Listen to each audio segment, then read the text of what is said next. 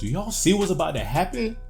It's about to be so crazy. Y'all don't even know. We have UFC 294 this Saturday.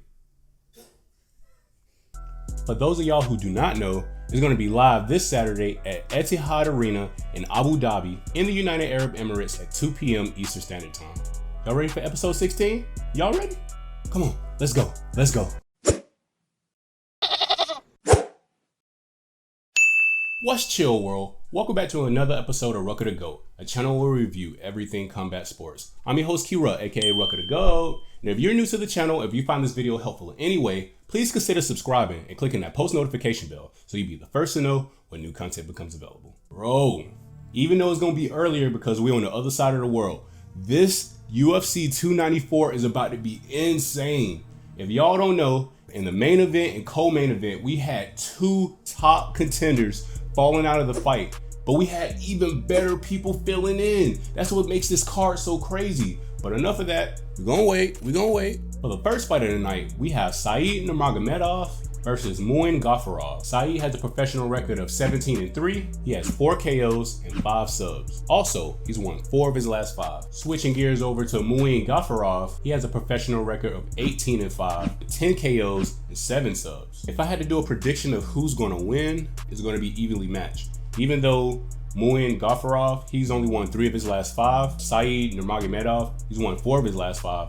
But Said Nurmagomedov is a more balanced fighter. He probably prefers submissions, but he can do submissions and he can knock you out. Muin Nurmagomedov, he's just trying to finish the fight. If you look at his record, he has 10 KOs, he has 7 subs, which means he's a finisher. He's trying to finish all of his fights. He's finished 17 of his 18 fights. So if I had to guess, it could go either way.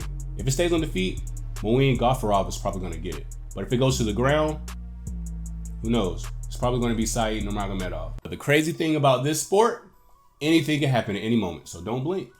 But next, in the middleweight division, we have Ikram Aliskerov versus Warley Alves. Ikram has a professional record of 14-1. He has 5 KOs and he has 5 subs for his professional record. Also, he's won all 5 of his last 5 fights. Warley Alves, on the other hand, he's 15-6. He has 4 KOs and 7 subs. Bro, I'm about to keep it a bean. They sending your boy Alves on a suicide mission. The man is on a 2-fight skid. In the UFC, if you lose 3 fights in a row, you're getting your pink slip, you're out of there. Why would you pair up Alves versus a savage and Ikram Aliskerov? This man only lost once. He won all 5 of his last 5 fights. You know this man is on a 2-fight skid. Why would you pair him with somebody who's not been beaten in his last 5 fights? If I'm on a 2-fight skid with somebody who hasn't lost their 5 fights, to me, they're just trying to get him 3 strikes, get him out of there, get some new talent in. So, in my opinion, I feel Ikram Aliskerov is going to win. No disrespect to Alves, but I feel they put you on a suicide mission. Hopefully you can pull it out your teeth, but 9 times out of 10, it's going to be sayonara. But after that fight, things start to heat up so crazy. We're going to have Magomed Ankalaev versus Johnny Walker. This is going to be one of the craziest fights in the light heavyweight division. Oh my God. We have a savage. I'm not going to lie to y'all. Both of these fighters are really savages. First, we're going to start with Magomed Ankalaev. Magomed Ankalaev's record is really simple. 18 wins, 1 loss, 1 draw, 10 KOs. We're looking at his last 5. He's won 4 of his last 5, and his last outing he had a draw, which, technically speaking, he hasn't lost a fade. Next, we have Johnny Walker. Johnny Walker is 21-7. The man has 16 KOs, and he has 2 subs. This fight is going to be really, really good. If we look on paper, is more favoring Magomed Ankalaev. But the crazy thing about Johnny Walker is a wild card. This man is wild. You look at a few previous fights, he knocks this guy out. He does the worm onto the ground as a celebration and dislocates his shoulder. Who does that? He's going up against Magomed Ankalaev. Magomed Ankalaev, as y'all know, when it's dealing with these Russian style fighters, they have a simple system.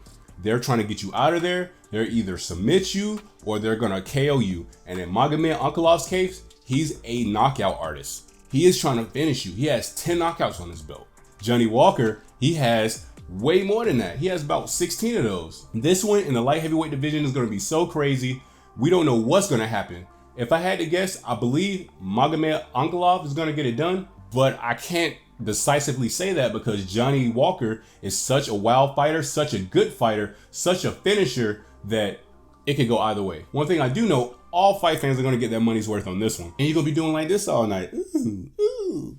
Then we get to the co-main event of the evening. We have in the middleweight division, Khamzat Chimaev versus the Nigerian Nightmare. We have Kamaru Usman. If y'all do not remember, Kamaru Usman was the #1 pound for pound fighter in the world. Y'all, people tend to forget he goes on a 2-fight skid, all right? He goes against Leon Edwards, who's currently, I believe, #4 pound for pound person in the world. Kamaru Usman is #7 pound for pound fighter in the world. So the first time, yes, he gets knocked out. But then in their last outing when they did the rematch, he wasn't a full version of himself. So people are gonna think that he's washed. But if we think of both of these fighters, even though they're fighting in the middleweight division, these fighters are both top notch still. Kamaru Usman is the #1 welterweight in the world, and Khamzat Chimaev is the #4 welterweight in the world. So when you have these two top level guys, it could go either way. Just because Kamaru Usman has lost his last 2 fights, he is a dangerous person. If we rewind the tape, looking back, he went against Jorge Masvidal. And when he went against him, right before the fight, he had an interview. He said, "You said some disrespectful stuff, I'm gonna finish your ass." And what he did a beautiful cross across his face, knocked him right out in front of his fan, Double A Manuel. He went against Gilbert Burns, his former training partner. Same thing. He didn't even do anything spectacular. He just kept his guard up, established a jab, and he had Gilbert Burns bleeding from his ear. Do not count out Kamaru Usman. But on the other side of the octagon, we have Khamzat Chimaev. He's the #4 welterweight in the world, and he has a professional record of 12-0. So we know he's won all 5 of his last 5. Kamaru Usman has won 3 of his last 5. But we're not going to talk about those 2 losses. It was against top opposition. They were title fights, so we're going to forgive those. Back to Khamzat Chimaev. Khamzat Chimaev is such a dog. If you look what he did against Li Ang, it was so disgusting. He picked the guy up. He walked over to Dana White and said, "I kill everybody." Slammed him on his head. And when he slammed him on his head, he was going to knock him out. But that didn't work. So he got him into the chokehold and put him to sleep. His eyes was rolling in the back of his head. He went against another opponent by the name of Mearshart, and he knocked him out 1 punch, 17 seconds. It was obliterating. To me, I feel that Khamzat Chimaev, this is his second biggest test. First with Gilbert Burns. Gilbert Burns gave him a run for his money. When he went against Gilbert Burns, they both were about to finish each other. At first, Gilbert Burns hit him, clipped him. He almost finished Khamzat Chimaev. But later on in the fight, Khamzat Chimaev returns the favor and almost finishes Gilbert Burns. And they end up winning by decision in the end of that fight. So this fight is going to decide if he learned from that experience, if he's feeling humble, or if that experience is going to make him be more timid in this fight. If he shows up 100%, I believe Kamaru Usman will have a great chance in winning this fight. But if he shows up a shell of himself and Khamzat Chimaev shows up a beast like we've seen in his last fights, it's going to be an insane upset with Khamzat Chimaev winning. Both of these high-class opponents will have an equal chance of winning. It's just who's going to win it more. And last but most certainly not least, in the lightweight division, for the main event of the evening, we have Islam Makhachev versus Alexander Volkanovski. Oh my God. If y'all didn't know, at first we were going to have Islam Makhachev versus Charles Oliveira. Charles Oliveira is the most decorated submission specialist in that division. The thing that pains my heart for Charles Oliveira, during round 5 of the day before he was flying out to Abu Dhabi, he gets a gash over his eyebrow in the 5th round of the sparring session. It's so unfortunate, but he's going to come back better than ever. But you know who they replaced him with?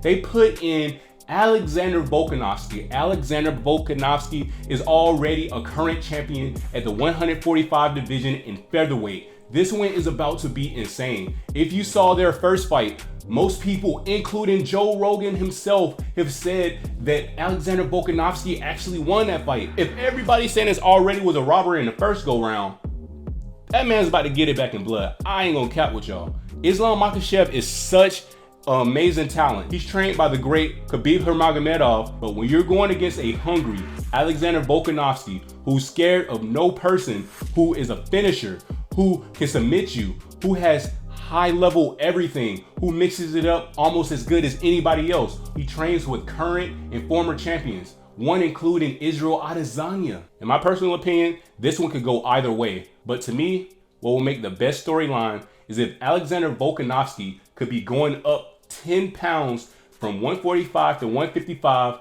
from featherweight to lightweight, and claim the lightweight strap. That's gonna be crazy. I will admit it's biased, but I do want Alexander Volkanovski to win. But I hope both of these guys win. I wish them both well on Saturday night, and that's when we're gonna actually see the outcome. But that's a wrap for this video. If you guys like this video, be sure to like, comment, subscribe, share it with a friend, share it with a family member. We're on a road to 100 subscribers by the end of this month, and by the end of this year in December, we want 300 subscribers. So please, if you know somebody, tell them to like this video. Tell them to join the team. We're not going nowhere but up from here. This is episode 16, signing off.